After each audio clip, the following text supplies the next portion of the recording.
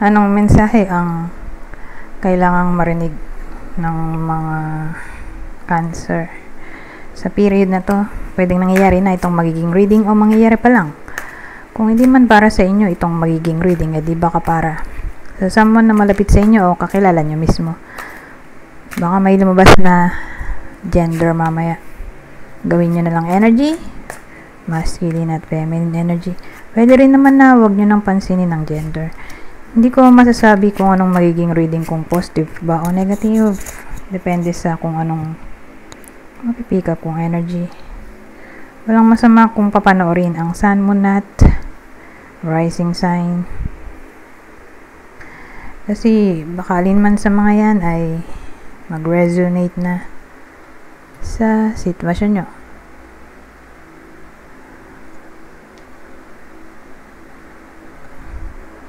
Wala tayong bida dito sa ngayon. Okay? Maganda kasi kung meron tayong description para makilala nyo yung bida. Kung kayo ba yon, person nyo, o kakilala nyo. Pero sa ngayon, ang meron tayo ay 7 of Wands, 3 of Swords, the World High Priestess. Mamaya maglalagay ako ng clarifier cards. Doon baka may lumabas na description.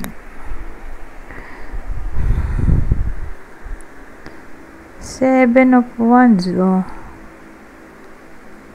Ano tong 7 of Wands? Kasi kung ano man to, siya yung nag-cause netong 3 of Swords.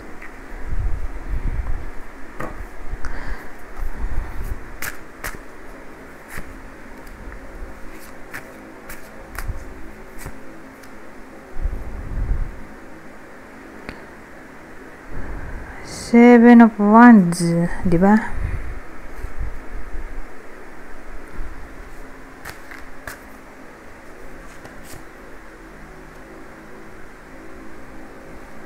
Kaya masyadong maliwanag.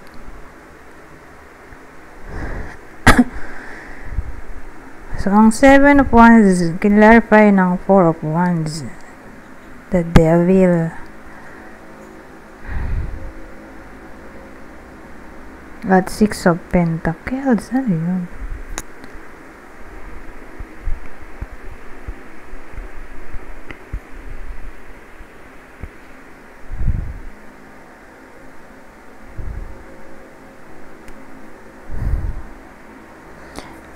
Dagdagan ko nga.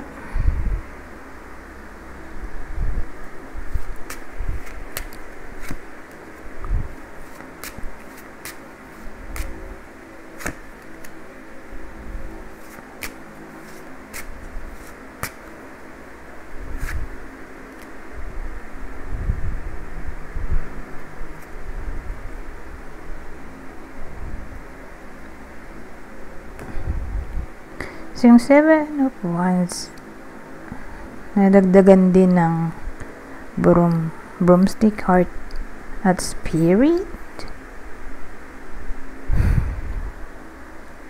Kasi ang bida pala dito sa reading natin ay pamilyado.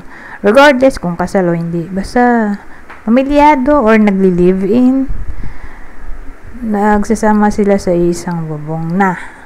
Okay?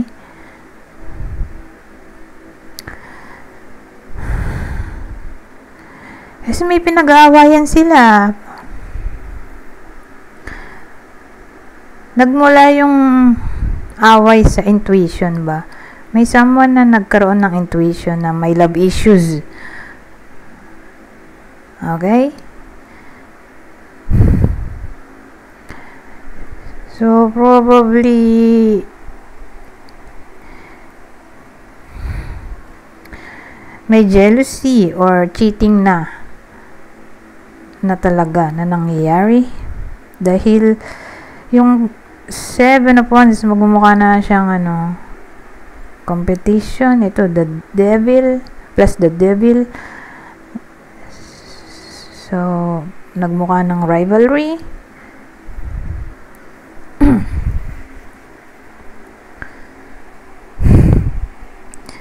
Ngayon, meron pala tayong Six of Pentacles.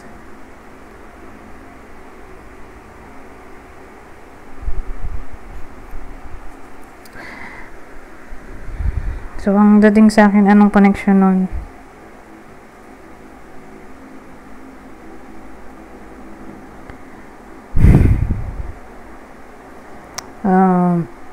Parang naghinala ba? May someone na naghinala regarding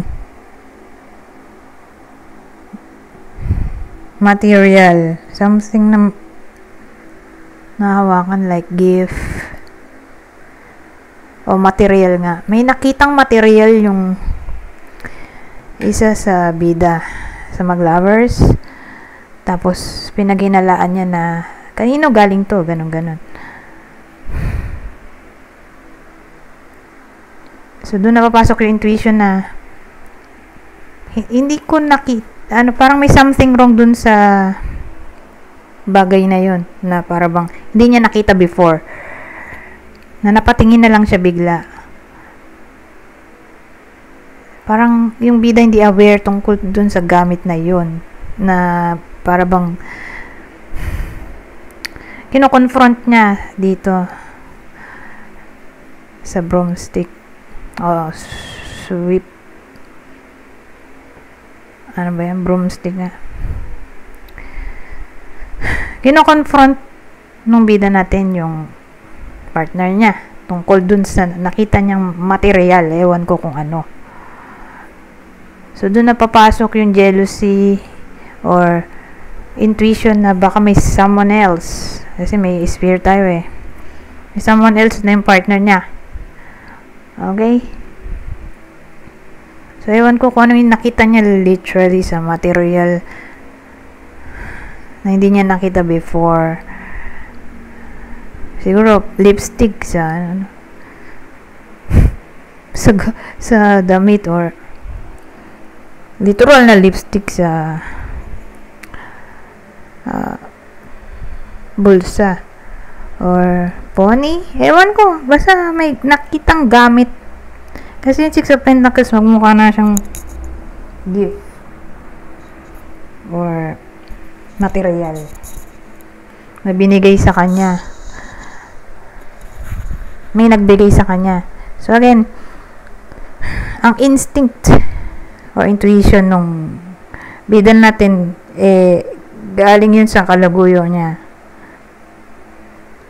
Okay? So, ito yung family. Home. May home kasi. So, again, family or nagli-live-in. Whether nangyayari na to o mangyayari pa lang, pero doon tayo dumaretso sa kwento na yon.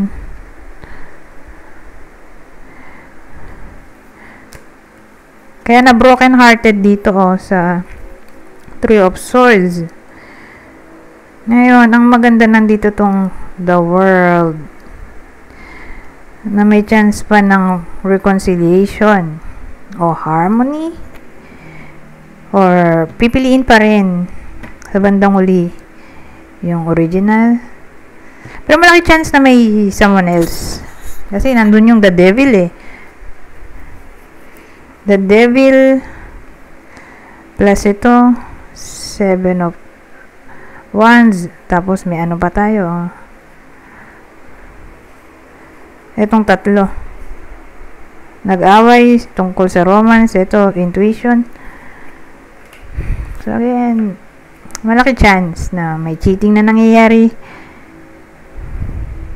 Saan ba ito lalagay? Teka nga. Pero, since nandito yung The World, mag-e-end yun, kasi completion to eh, mag-e-end yung cheating or flirtation. Sabihin natin, nasa beginning stage, whether beginning stage or matagal na sila. Basta may cheating na nangyayari dito. O flirtation lang. Mag-e-end yun at nandito nga ang The World. Saan nandito yung Three of Wands? Ay, ano ba to? Three of Swords. Kasi, ibang meaning din ng Three of Swords ay nag-break dahil sa third party. or hindi man literally nag-break, ay na broken hearted dahil sa tree. Literal na tree. Edit. Dahil sa possible third party. Ngayon, ang high priestess natin ay tawag dito, magmumukha na siyang mangyayari pa lang.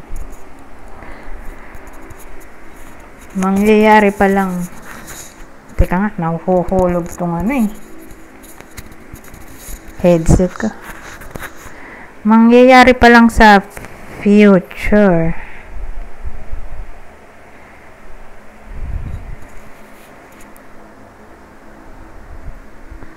Okay? Itong the world. So, again, ang meaning nito ay the future as yet unrevealed. So, ibig sabihin, mangyayari pa lang. Itong harmony nga. Completion ng cheating in a way na mag-end na yun. Or magkakabalikan pa kasi pwede rin naman tong peace. So, again, dun siya mangyayari sa future. So, in short,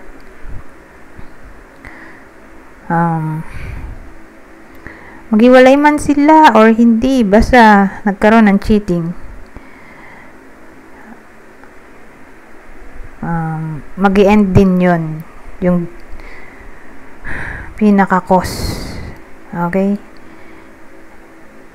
ng problema. So ano ba yun? Flirtation or cheating, mag-i-end din yun sa near future, okay, dahil ang pipiliin nga ay yung original. So, don't worry. So, whether nangyayari na to o mangyayari pa lang, isa lang ang direksyon. Ang ending ba? So, ang ending ay pipiliin pa rin ang original sa bandang uli.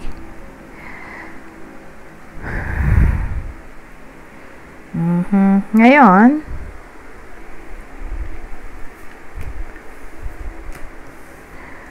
pupunta tayo sa clue.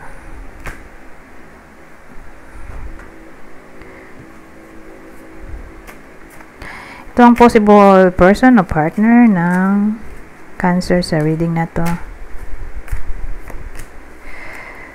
Libra ulit. Leo. Okay, Libra, Leo. Ngayon, kung hindi para sa inyo yung reading, di baka para sa someone na malapit sa inyo, kakilala o idol. Ito ang possible zodiac sign niya. Virgo, Libra ulit, Pisces.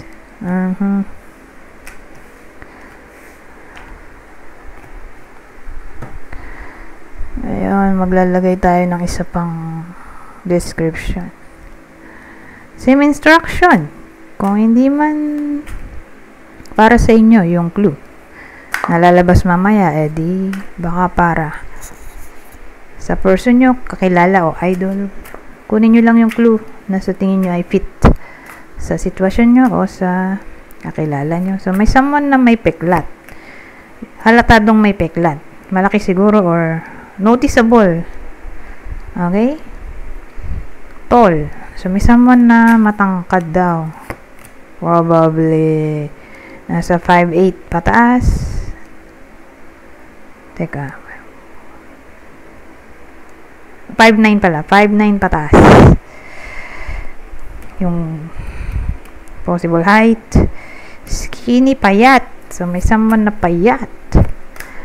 At piercings. Di ano yan. Hikaw. Someone na maraming hikaw o trip niya maglagay ng hikaw sa kung saan-saan na hindi common, like kilay, ilong, bibig, dila, sa pisngi, o marami siguro siyang hikaw sa tenga kasi may case na ganun, or may hikaw sa puso, basta mahilig siya sa hikaw. May someone na mahilig sa hikaw, o may tunnel siguro sa tenga. Yung malaking butas, yung sa lalaki. Kung ano. rocker siya. Or mahilig sa metal. So guys, basis. Kunin nyo lang yung info o clue na sa tingin nyo ay fit sa sitwasyon nyo o sa kakilala nyo. Ngayon,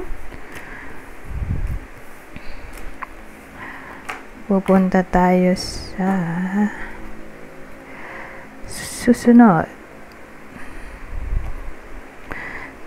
na senaryo.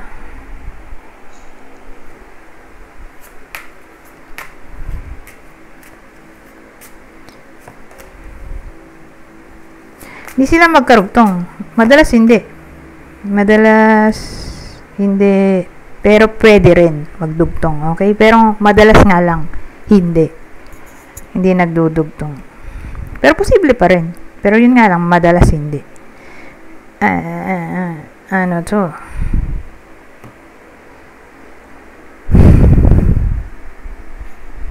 So may clue tayo. Sabi. Teka. Maliwanag ba masyado? Ilaw kasi. Ayan. Servant at soldier.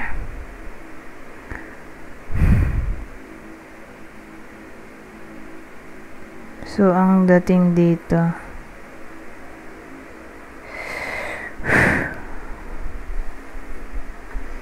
parang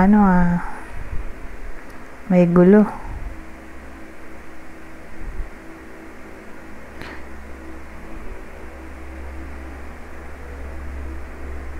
May gulo.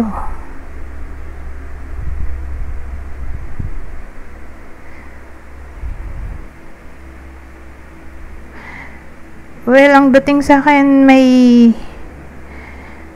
babaeng may trabaho.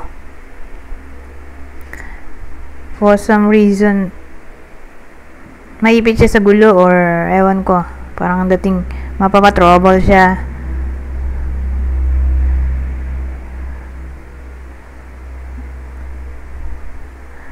Okay. So, empleyado ba sa may trabaho? Babae lang. Okay. Mag-ingat siya kasi maaring isa rin sa reason kung bakit siya mapapatrouble ay pag hinalaan siya or mawawala ang tiwala sa kanya, pagdududahan, or mai-involve siya sa inggit, jealousy,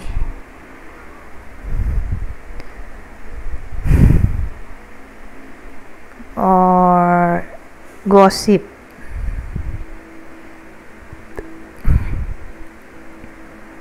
Or mapapaaway in general. Mag-ingat siya.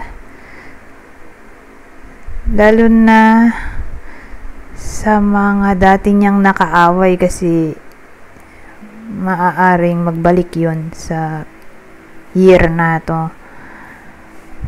Yung dati niyang nakaaway, Diyos ko po. Or nagkabati na sila nung kaaway. Tapos mag-away ulit. Same person. Hindi ko nga lang masabi kung sino. Kasi fast reading to. Hindi tayo maglalagay ng clarifier cards. Hindi katulad dun sa kanina. Meron, dito wala.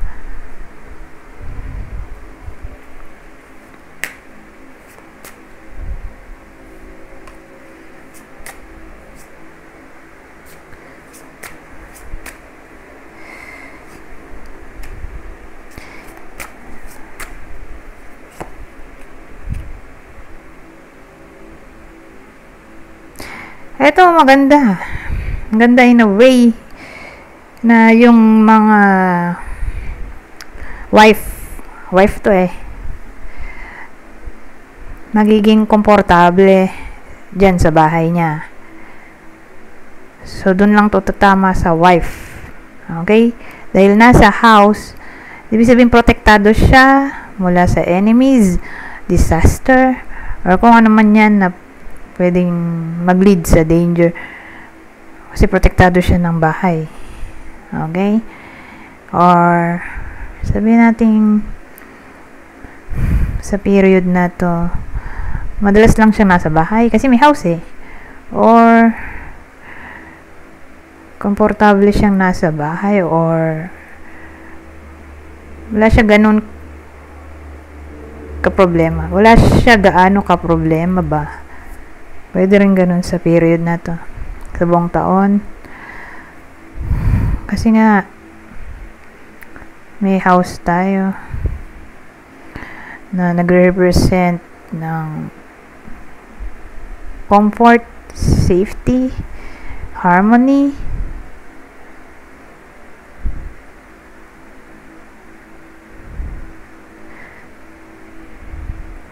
Ngayon, ang downside lang siguro, either siya or someone na kapamilya niya ay baka ma-detect sa period na to regarding heart problem. So, heart problem, sabihin natin health issue, heart problem, health issue, or yung heart ay magiging romance, love issue. So, yun na yun. Health issue, particular heart, or romance, love issue. Okay? Kaya na protektado siya eh. Yun lang yung downside. Kanina, siya eh, positive. Kaya lang nga, hindi natin kasi masasabi 100%. So, may positive, negative side. So, may iba sa inyo na may harmony sa period na to. May iba naman na yun nga, malit lang naman siguro yung porsyento na may involved sa love issues. Sa bagay, kanina nga, diba? Yung sa reading natin, love issue yun eh. Hindi ko na nga lang maalala kung sino yung bida doon.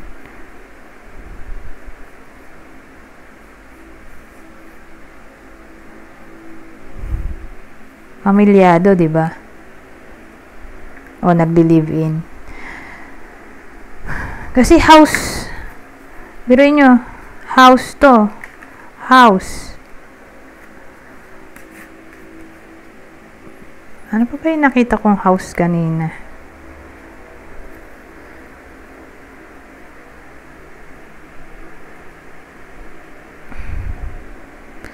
Parang nabanggit ko rin yung may house eh. Umuulit na lang. Umuulit yung house. O home. So, yun na nga siguro yun. Karoon ng cheating yung iba sa inyo. Doon na papasok ito. Saka yung kaninang ditong reading sa tarot. Diba?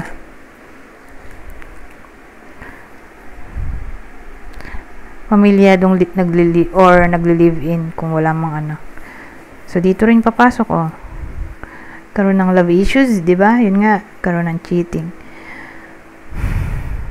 Pero again, yung iba naman heart problem. OMG. Ngayon, 23 minutes na to. Gustuin ko man damihan pa. Kaya lang, tatagal tayo.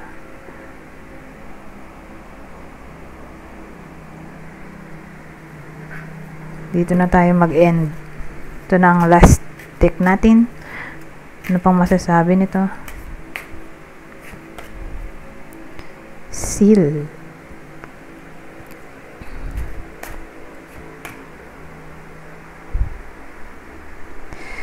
Seal page. Seal creativity. Hindi ko lang basa dito eh. Heron. Patience. So, ito na lang. Creativity, patience. So, magbubunga rin ng creativity sa tamang panahon. Okay? Dahil may patience tayo dito. Na pwede may kinalaman sa divine timing or paghihintay. May reward kung maghihintay. So, magbubunga rin ng hard work dito sa creativity sa tamang panahon. At ang huli,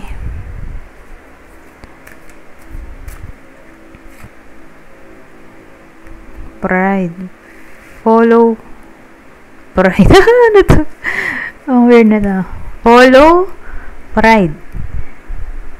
Eh, siguro, applicable to sa mga iba sa inyo na nawala na ng pride. Minsan, may downside din pala yung wala kang pride. Kasi, pag wala kang pride, eh, di wala kang tiwala sa sarili mo.